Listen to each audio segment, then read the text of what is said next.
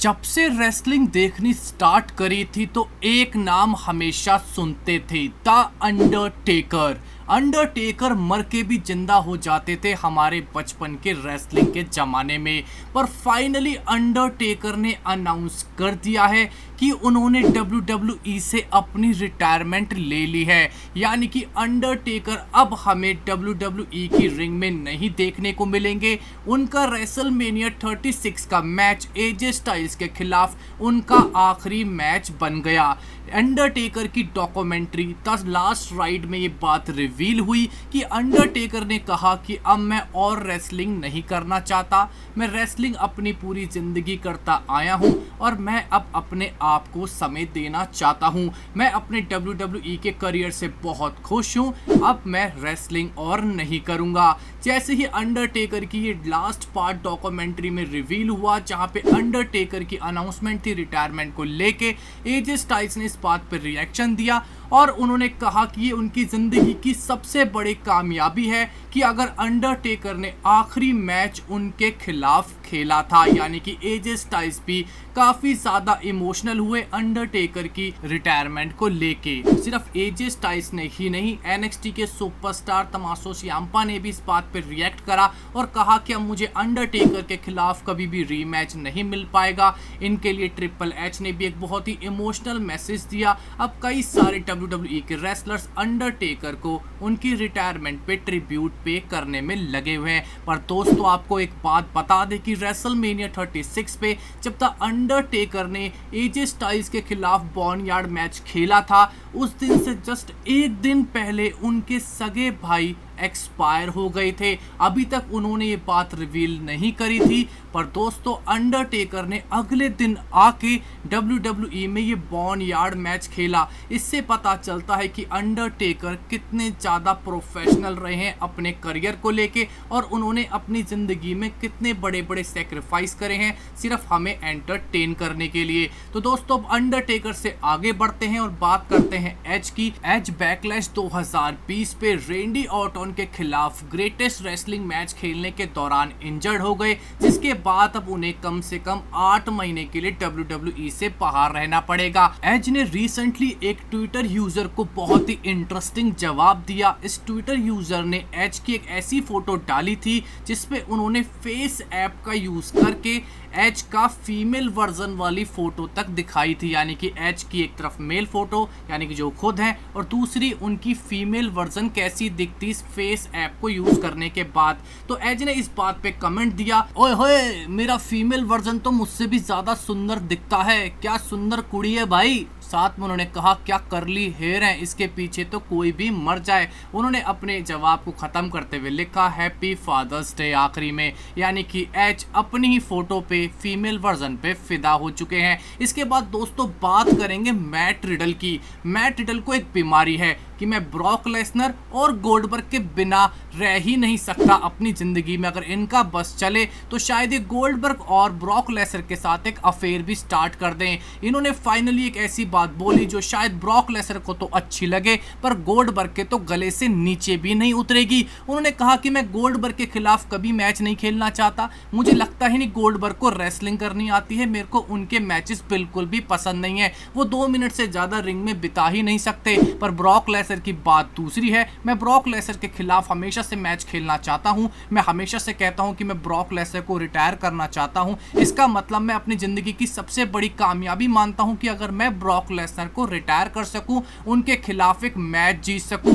यानी कि सीधा सीधा कहना है, गोल्डबर्ग बेकार है, ब्रॉक लेसनर बढ़िया है। बहुत ही अजीब सी टोन लग रही है मैट रिडल की। कुछ टाइम पहले तो ये दोनों ही सुपरस्टार को रोस्ट करा करते थे। इसके बाद दोस्तों बात करते हैं कि रोमन रेंस ने अपना रिएक्शन दिया। रिसेंटली वेड बैरेट ने ट्विटर पे रिवील करा था कि वो रोमन रेंस के एक बड़े फैन हैं। उन्होंने रिसेंटली अपनी अगली फिल्म वेंजेंस में रोमन रेंस का मूव सुपरमैन पंच यूज करा था एक फाइटिंग सीन के दौरान। इसी बात पे रोमन रेंस ने अपना रिएक्शन दिया और कहा कांग्रेट्स, मैं इंतजार नहीं कर सकता तुम्हारी नई मूवी देखने का। यानी कि रोमन रेंस भी वेड बैरेट की मूवी देखना चाहते हैं और देखना चाहते हैं कि आखिर उन्होंने उनका सुपरमैन पंच इस मूवी में कैसे यूज करा है। तो दोस्तों अब इसके बाद आगे बढ़ते हैं और बात करते हैं 22 जून 2020 को होने वाले मंडे नाइट रॉ के प्रीव्यू के बारे में कि हमें मंडे नाइट रॉ पे क्या देखने को मिलेगा। रे मिस्टीरियो आने वाले हैं, बॉबी लैशली क्या करेंगे लाना के साथ,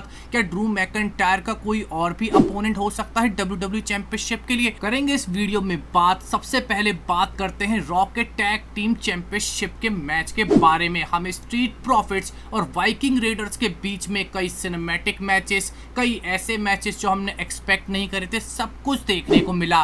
वाइकिंग रेडर्स और स्ट्रीट प्रॉफिट्स बिल्कुल ऐसी टीमें हैं, एक दूसरे से टकराती हैं। एक मैच स्ट्रीट प्रॉफिट्स जीतते हैं तो दूसरी तरफ एक मैच द वाइकिंग रेडर्स जीतते हैं। फाइनली इन दोनों टीमों के बीच में फैसला इस मंडे नाइट रॉ पे होना है, यानी कि स्ट्रीट प्रॉफिट्स अपनी रॉ की टैग टीम चैंपियनशिप को डिफेंड करेंगे द वाइकिंग रेडर्स के खिलाफ। दोस्तों इस मैच के रिजल्ट हमें साफ तरीके से शायद ना देखने को मिले इस मंडे नाइट रॉ पे, क्योंकि WWE इन दोनों टीमों के बीच में एक्सट्रीम रूल्स 2020 पे भी एक मैच प्लान कर रही है, वो भी रॉ की टैग टीम चैंपियनशिप के लिए। यानी कि इस मैच का रिजल्ट अनडिसाइसिव निकलेगा। इसके बाद दोस्तों हमें रॉ की वुमेन्स चैंपियन ऑस्का अपनी चैंपियनशिप को डिफेंड करती हुई दिखेंगी शार्लेट फ्लेयर के खिलाफ। दोस्तों इस मैच में एक ट्विस्ट आ सकता है, हमें नाया जैक्स इस मैच में इंटरफेयर करती हुई दिख सकती हैं। वो ऑस्का और शार्लेट फ्लेयर दोनों पे ही हमला कर सकती हैं और एक्सट्रीम रूल्स 2020 पे हमें एक ट्रिपल थ्रेट मैच देखने को मिल सकता है रॉ की वुमेन्स चैंपियनशिप के लिए। इसके बाद दोस्तों हमें मंडे नाइट रॉ पे रे मिस्टीरियो की रिटर्न होती हुई दिखेगी। रे मिस्टीरियो ज्यादा चांसेस यही है कि अपने बेटे डोमिनिक के साथ मंडे नाइट रॉ पे आएंगे, जिसके बाद हमें सेथ रोलिंग्स उन्हें एड्रेस करते हुए दिखेंगे। बहुत चांसेस है कि इस मंडे नाइट रॉ पे सेथ रोलिंग्स डोमिनिक को माफी मांगने को कहें, जिसके बाद जब डोमिनिक माफी मांगने से मना कर देंगे तो सेथ रोलिंग्स की टीम रे मिस्टीरियो डोमिनिक पे हमला करेगी, जिसके बाद हमें एलेक्स्टर ब्लैक मंडे नाइट रॉ में आते हुए दिख सकते हैं रे मिस्टीरियो और डोमिनिक को बचाने के लिए। इसके बाद दोस्तों हमें साशा बैंक्स और बेली अपनी वुमेन्स टैग टीम चैंपियनशिप को डिफेंड करेंगे द आइकॉनिक्स के खिलाफ। ये मैच काफी ज्यादा इंटरेस्टिंग है क्योंकि WWE अब लगातार टीज करने की कोशिश कर रहा है कि साशा बैंक्स और बेली के बीच में वो कभी भी ब्रेकअप करवा सकता है, जो कि हमें ब्रेकिंग पॉइंट देखने को मिल सकता है एक्सट्रीम रूल्स 2020 पे। तो दोस्तों इसके बाद हमें देखने को मिलेगा रेटेड आर सुपरस्टार का दुश्मन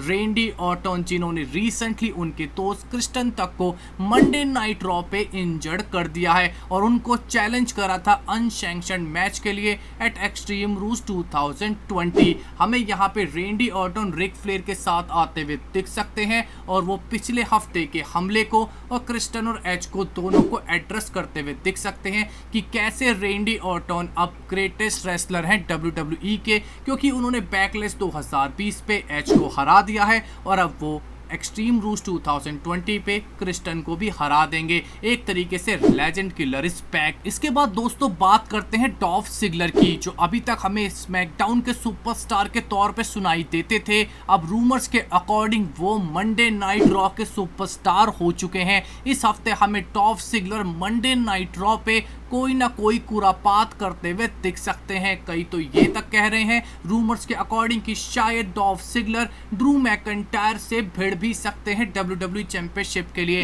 पर अभी सिर्फ ये रूमर है। इसके बाद दोस्तों हमें बिग निंजा और बिग शो के बीच में भी एक लड़ाई होती हुई दिख सकती है, ये भी सिर्फ अभी रूमर्स का पार्ट है। इसके बाद दोस्तों बात करते हैं कि बॉबी लैशली से लाना फॉरगिवनेस मांग सकती है उनकी गलती के लिए। हमें बैकलैश 2020 पे लाना की गलती की वजह से बॉबी लैशली अपना WWE चैंपियनशिप मैच हारते हुए दिखे थे ड्रू मैकइंटायर से। इस हफ्ते लाना फिर से बॉबी लैशली से कह सकती है कि मेरी गलती थी, मुझे माफ़ कर दो। पर बॉबी लैशली लाना को पूरी तरीके से रिजेक्ट करने वाले हैं और हमें लाना और नटालिया एक साथ होते हुए दिखेंगे, क्योंकि पिछले हफ्ते WWE ने नटालिया और लाना को एक साथ लाने की कोशिश भी करी थी। इसके बाद दोस्तों फाइनली हमें मेन इवेंट के तौर पे देखने को मिल सकता है कि आखिर कौन है ड्रू मैकइंटायर का अगला चैलेंजर। 99.99% यही लगता है कि हमें बॉबी लैशली फिर से ड्रू मैकइंटायर को एट एक्सट्रीम रूल्स 2020 पे चैलेंज करेंगे WWE चैंपियनशिप के लिए। यानी कि इस हफ्ते हमें बॉबी लैशली और ड्रू मैकइंटायर के बीच में या तो कोई सेगमेंट या फिर से कोई ब्रॉल देखने को मिल सकता है, जिससे बॉबी लैशली और ड्रू मैकइंटायर के बीच में हमें फिर से ये मैच बुक होता हुआ दिखे। पर एक आउटसाइड चांस बताया जा रहा है कि बॉबी लैशली की स्टोरी लाइन को पीछे करके WWE इसमें डॉल्फ जिगलर को घुसाड़ना चाहता है और एक्सट्रीम रूल्स 2020 पे Drew McIntyre versus Dolph Ziggler का मैच भी WWE करवा सकता है, जो मेरे को काफी इस वक्त ना के बराबर भी लग रहा है। तो दोस्तों हम आपसे इस वीडियो में यही क्वेश्चन पूछना चाहेंगे, आपके अकॉर्डिंग एक्सट्रीम रूल्स 2020 पे ड्रू मैकइंटायर का अगला अपोनेंट कौन होना चाहिए, डॉल्फ जिगलर या आपको लगता है फिर से बॉबी लैशली? आप अपना ओपिनियन हमारे कमेंट सेक्शन में जरूर दीजिएगा। हमारी इस वीडियो को देखने बहुत बहुत शुक्रिया। हमारे चैनल को सब्सक्राइब कीजिए, लाइक एंड शेयर। आपका बहुत बहुत धन्यवाद।